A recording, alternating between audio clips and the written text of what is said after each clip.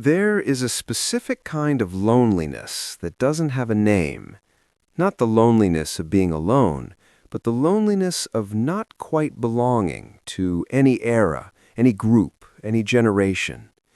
You remember a world before the internet, and you also live completely inside it. You grew up analog, you survived the digital shift, and somehow you ended up fluent in both languages and native to neither. If you were born somewhere between 1976 and 1985, this video is about you. Not millennials, not Gen X, something in between. Something that psychology is only beginning to understand. They've been called Xennials, born in the gap, raised in two worlds, belonging to neither.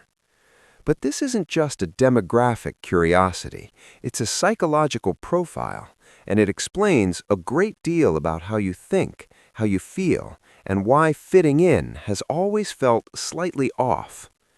Let's start with what makes this generation structurally unique. Generational theory, most associated with researchers William Strauss and Neil Howe, describes generations as cohorts shaped by shared historical and social events during their formative years. The core argument is this: the world you grew up in programs your psychology. It shapes your risk tolerance, your trust in institutions, your relationship with technology, your sense of identity. Gen X, roughly 1965 to 1980, came of age in cynicism, latchkey kids, Cold War anxieties, MTV, a distrust of authority baked into their bones. Millennials, roughly 1981 to 1996, grew up in relative optimism, then had the rug pulled out by 9/11 and the 2008 financial crisis. They're the first fully digital generation. Xennials sit directly in the seam, old enough to have had an analog childhood, Saturday morning cartoons, passing notes in class, looking things up in actual encyclopedias, young enough to have adopted the internet not as outsiders, but as early inhabitants. You didn't just adapt to it, you grew with it. And that dual formation is not neutral, it has psychological weight. Psychologist Erik Erikson described identity development as a series of conflicts we must resolve during specific windows of development. For Xennials, one of those core conflicts, who am I and where do I belong, was forming during a period of radical social transformation. The world literally changed shape while you were figuring out who you were. And when the world changes that fast during identity formation, the result is often a person who is adaptive, perceptive, and deeply internally conflicted. A person who can read a room, but never quite feels at home in one.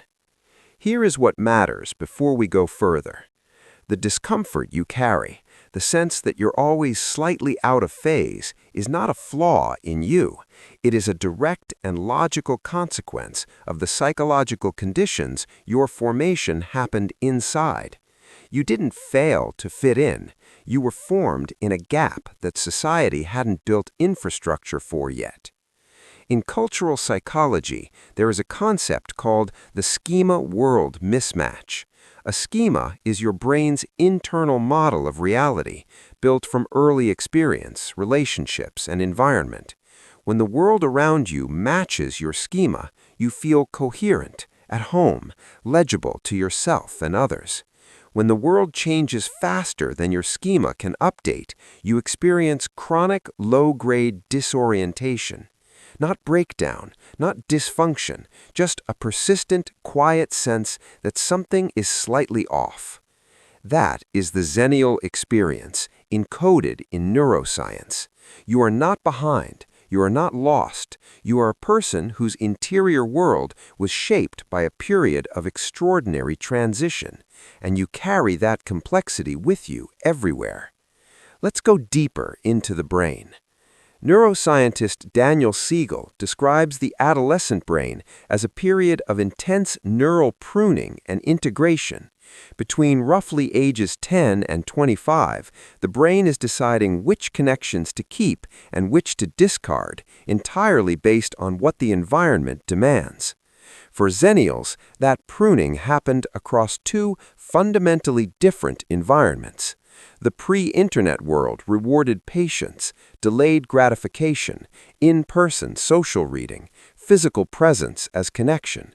The early internet rewarded adaptability, information processing, self-directed learning, digital identity construction. Your brain wasn't forced to choose between these two systems, it built both.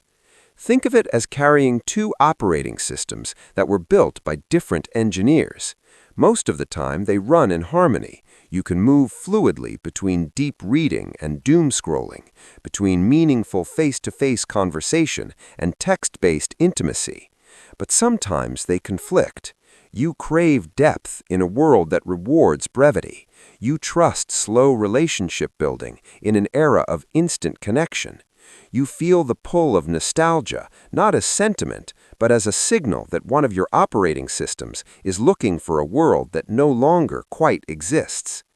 Psychologist Sherry Turkle coined the term always on to describe the modern condition of perpetual digital connectivity. For Millennials, this is native. It is the water they swim in. For Gen X, it remains largely foreign, a tool, not an identity. For Xennials, it is both at once, which means you experience the costs and benefits of digital life with a particular intensity that neither neighboring generation quite shares. You remember what it felt like when information was scarce, and you now live in a world that is infinite. That memory, the felt sense of a quieter world, sits inside you as a kind of ghost, not haunting you, just present, a constant quiet point of comparison. So what do you do with this? Not in the motivational sense, but in the real, practical, psychological sense. Here are 4 principles, each grounded in psychology, for living with clarity inside a dual identity. Principle 1. Name the system you're running. Psychologist Tara Brach describes self-awareness as the capacity to observe your experience without being consumed by it. When you feel the friction, when you notice yourself craving depth in a shallow moment or patience in a fast-moving environment, pause and simply name what's happening. My analog system is activated right now. My digital processing is running fast. This isn't labeling for the sake of it. Neurologically, naming an experience activates the prefrontal cortex and reduces the amygdala's threat response. You move from reaction to recognition. The discomfort doesn't disappear, but it becomes legible, and legible discomfort is manageable. Principle 2. Stop explaining yourself to generations that don't share your reference points. One of the hidden exhaustions of the Xennial experience is the chronic attempt to translate, to explain to Millennials why you don't find group texts efficient, to explain to Gen X why you don't see social media as inherently superficial. In personality psychology, this is related to the concept of the false self, the version of you that performs legibility for others at the cost of authentic expression. You do not need to make your dual nature make sense to people who don't carry it. Find the others who do. They exist, and when you meet one, you will recognize them immediately by the fluency they have in both worlds and the quiet understanding that neither world has ever been quite enough. Principle 3. Use your dual perspective as signal, not static. Psychologist Adam Grant writes about the value of the vantage point from the edge. People who don't belong fully to any one camp are often the ones who can see the whole system most clearly. Your in-between position is not a failure to arrive, it is a perch. You can see both the costs of pure digital immersion and the costs of analog isolation. You can hold nostalgia and innovation without collapsing into either. That capacity to hold the tension without resolving it too quickly is not a wound, it is a form of intelligence. Use it in how you work, in how you build relationships, in how you make decisions. The people who can hold complexity are exactly the people the world is short on. Principle 4.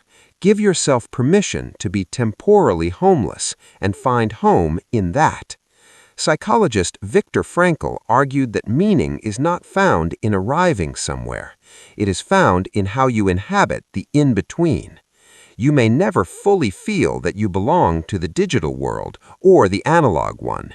You may always feel slightly ahead of some people and slightly behind others, depending on the context.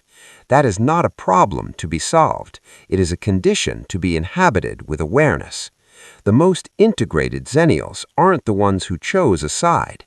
They are the ones who stopped trying to and built their identity on the bridge itself. Here is the single mental model to carry from this. Think of yourself as a bridge generation, not a failed member of two groups,